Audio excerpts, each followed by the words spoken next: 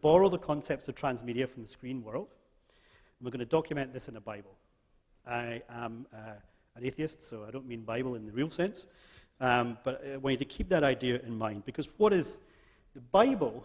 Now, this is something that it might seem like a bit of a nuance of difference, but it's actually quite interesting, because every transmedia project begins with this idea of the Bible, where whoever is guiding the project sits down and basically writes the rules, says, this is what we're going to do, this is who we're talking to, this is how we're going to do it.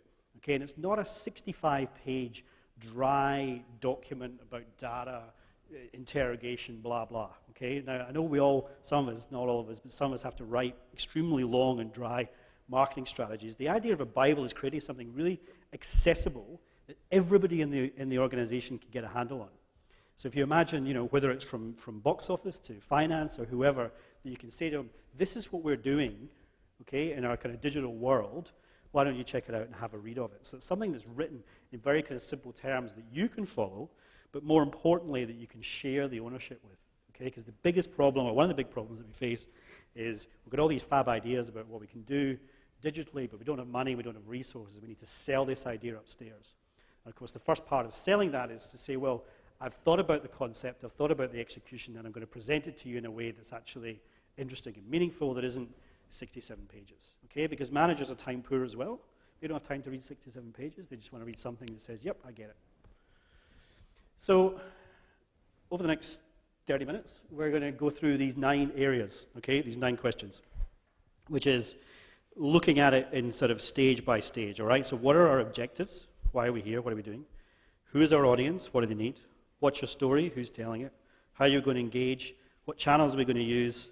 What content do we need? What's your budget? How much time do you have, and how do you measure it?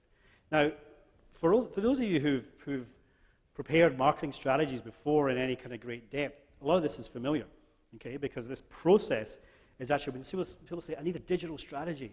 I've got a marketing strategy, but now I need a digital strategy. Well, if you've got a marketing strategy, you're actually 60, 70% of the way there, because you're actually asking questions that are going to be answered. I mean, what is digital other than just another channel, another outlet, another entry point for the story?